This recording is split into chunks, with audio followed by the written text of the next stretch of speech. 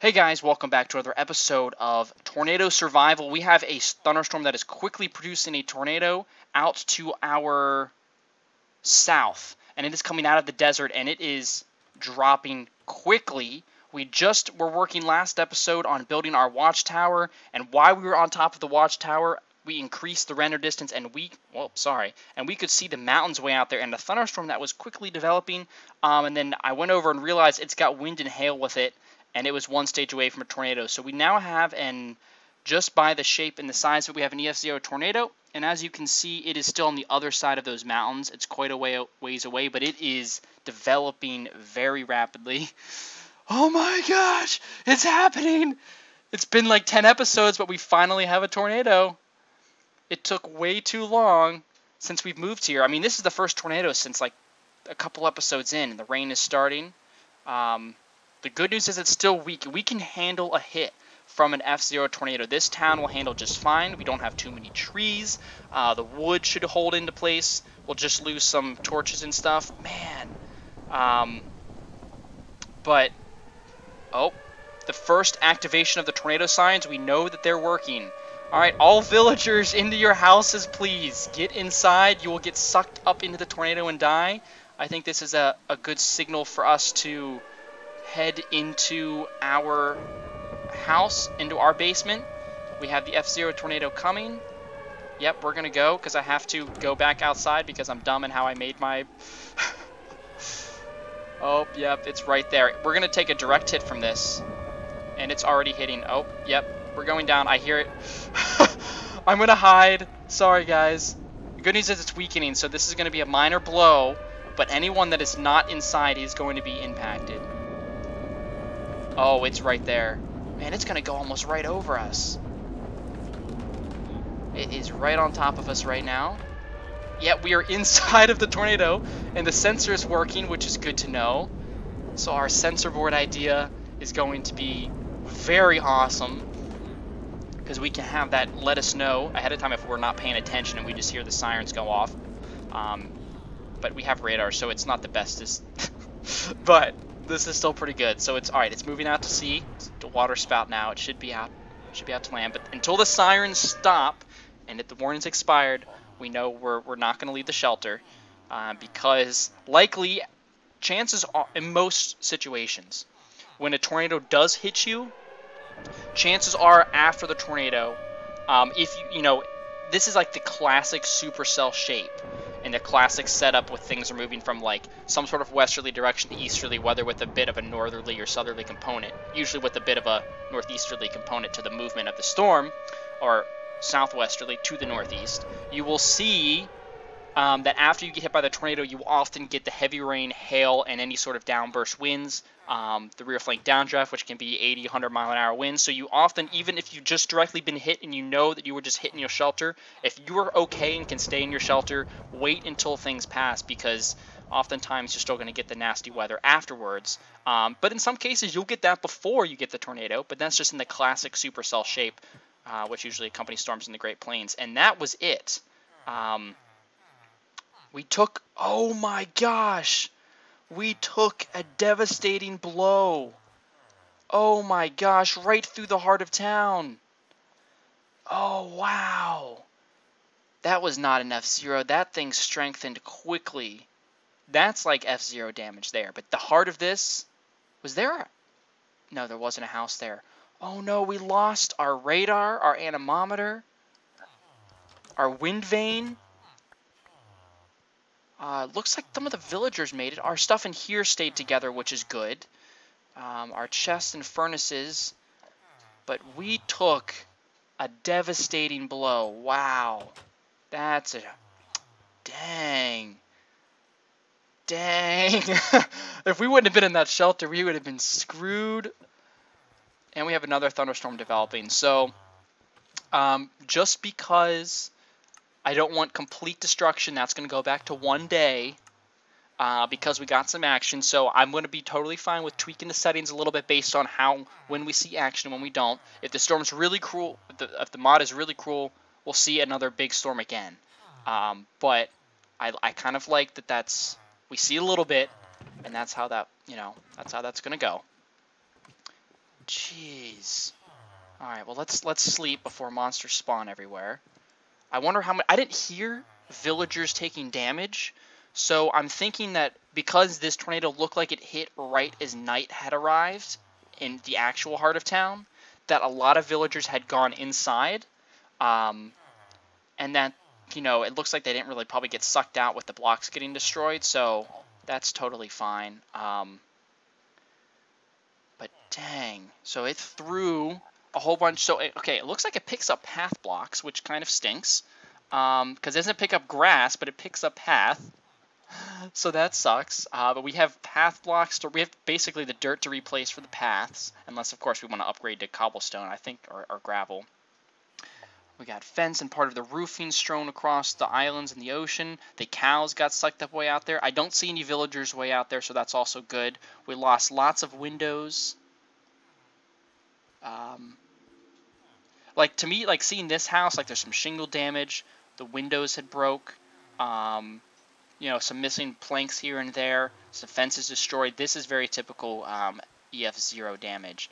And the maker of this mod should also change the radar so that it shows EF0s instead of F0s now, because that's how that's changed.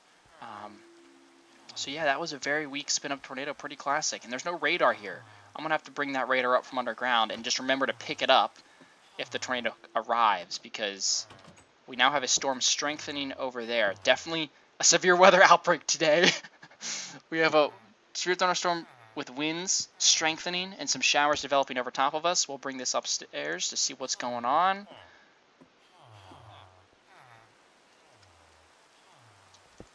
Okay, we'll let that radar re-go. So we have some rain. Let's take a better picture of what's going on.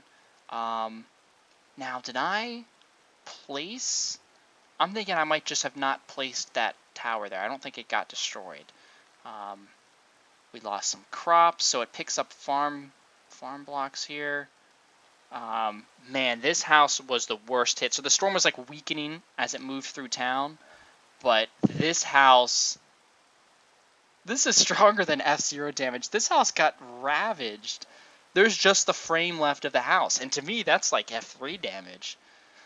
But I'm sure it just doesn't by block in the actual strength of it, so. Man, that storm got hit pretty good, and it ripped through our fences. See, I guess in the desert, there's just not much to gauge the strength of the tornado by, because it's not picking up sand blocks. You know, it doesn't pick up the blocks like it used to in the mod and strew them everywhere, which I'm better with right now. At the end, I might enable that to take everything out, but I like this now because this is going to be good fun to rebuild these towns, and I think we'll remake the roof. It'll give us an excuse to remake the roofs of the town that have been destroyed. We'll leave the other ones as they are, but make them out of stone to give them some better reinforcements. So that's good. It's going to show us the weaknesses of the town, and it doesn't look like we've had any deaths. It's possible there were some injuries just getting picked up and dropped around, but if this would have hit during the day, contrary to most tornadoes, if it would have hit during the day, we probably would have had more fatalities than if it hit at night. But that's only because people were inside instead of outside, where in the real world, you know, people are sleeping and,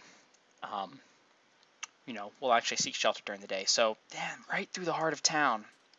I just wish there was something in the desert that would give us a better gauge of the strength. We'll go run this way because this is just before we start the cleanup. Like before. Oh, there's another mesocyclone over there. Or a supercell. When people say, this was a pet peeve my mesoscale meteorology teacher had. When people say, oh, that supercell has a mesocyclone now, the supercell is rotating. Well, in order to be a supercell, by definition, it has to have a mesocyclone, which means just a general broad rotation of the actual updraft of the thunderstorm.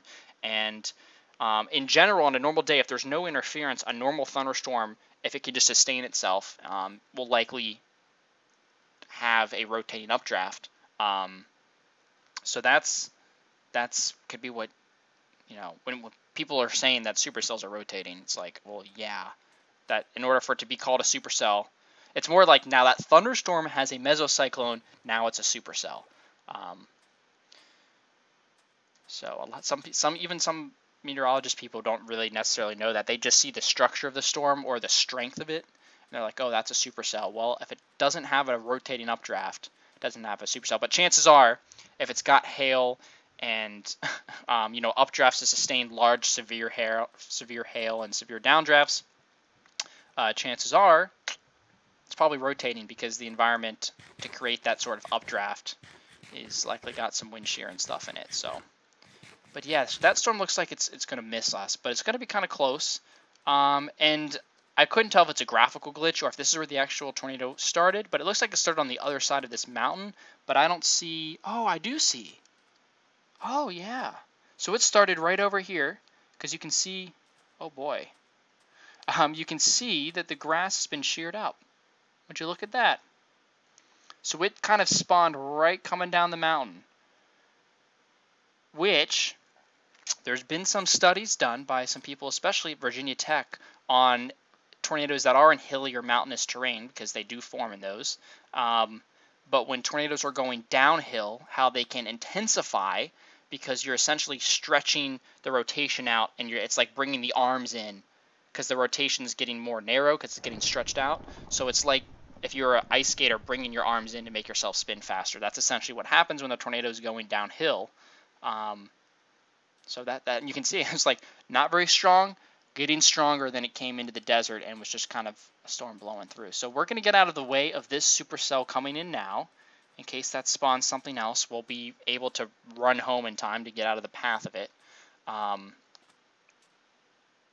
Although I say that now, it's like moving with us a little bit, I guess. Yeah. Okay. Well, we'll have to begin some cleanup efforts. I'm going to have to gather a bunch of wood. I'm going to have to do some more mining for some more stone, and we're going to have to rebuild some of our equipment, our weather equipment.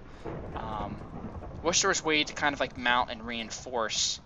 I understand like radar getting actually hit, you have to completely repair the radar. That happens in real life. I guess all that's kind of realistic, but man, stay away from us. We need no more. Alright, let's go take a check of radar. Where do we have? So good, it's weakening. So it just got to wind. So we still could have a rainfall and a storm. That would be rather unfortunate because half these people's shelters are fine. But our basement is still good. This house I would still deem structurally safe, and you could go inside of it if you needed to.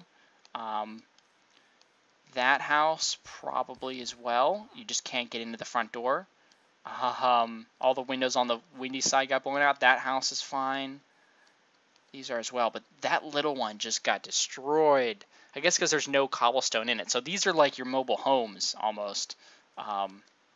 Even though they do have a foundation. So that's why these structures are still here. So it's probably a little bit better than that. But alright, a little bit of damage over here. It's my mine.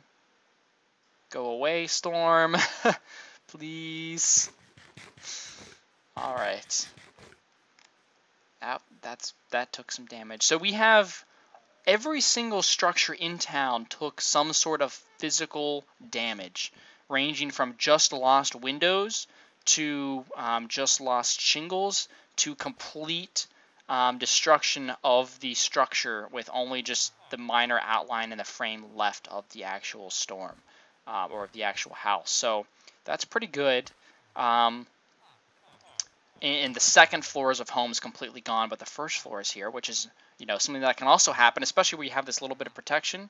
Look at that. The roof is completely gone, but the first floor was rather unscathed from the storm, and that's why they tell you to go into the first floor or the lowest floor in your house and get into an interior room, because if there was outside walls here, you'd imagine there'd probably be zero damage in here. Even if there wasn't like windows or something, you probably would still have those planks of wood down there. But I guess we can, whoops. I guess we can start repairing that up a little bit. Hey guys. Oh yeah. Well, the good news is, oh actually, do we have a lot of dirt? I think we have a lot of sand. That's what I'm thinking of. Yeah, we have tons of sand, but not lots of dirt. Do we want to upgrade the paths? Gravel, I don't know if gravel gets sucked up or not, you know? I'm kind of interested to see if maybe there was gravel here and it got picked up, or the dirt did, because then we can go gather gravel. Maybe we should try an upgrade. Instead of dirt, let's make them gravel. and see if that helps. Man, this storm is not weakening, and it's definitely moving towards us. I think I'm going to go grab some gravel and start repairing some of these paths, and we'll see next time if the gravel gets picked up. Then I'll just go ahead and use stone or red brick, ideally. So we don't have just cobblestone everywhere, because we can't make it cobblestone right now, and I don't want to use smooth stone because we're using it for construction, and I don't have enough stone to do that. So I think if I went out with some shovels and just got lots of gravel, that would probably be a pretty decent thing. And maybe this destroyed well would give us an excuse to move the well over there somewhere. So we need to document this. This is episode 14, I believe. Document this hit for when we build our research room over here, where we keep track of everything. And in addition, I'm going to need to make a list of things to do getting ready for this repair. So I'm going to need to do all of that to make sure we cover everything. And it's good that there's just some showers left. I'm going to pick this up, and I think we're going to go ahead back inside, just because if this, even if it just has some still wind and small hail with it, I'd rather not be in my building that has no roof. I'd rather be down here in the safety, of this storm, of our storm shelter. So, might have been a little short, but I think that was enough excitement for one episode. I need to go gather some resources and kind of make out a plan for how we're going to start repairing the town, and hopefully what will be a bit quieter weather pattern coming up after we've had a active severe weather day with multiple supercells moving through the region. So thank you guys so much for watching. I hope you enjoyed. That was a load of fun. You've been waiting a long time for it, but I'll talk to you guys later. See ya.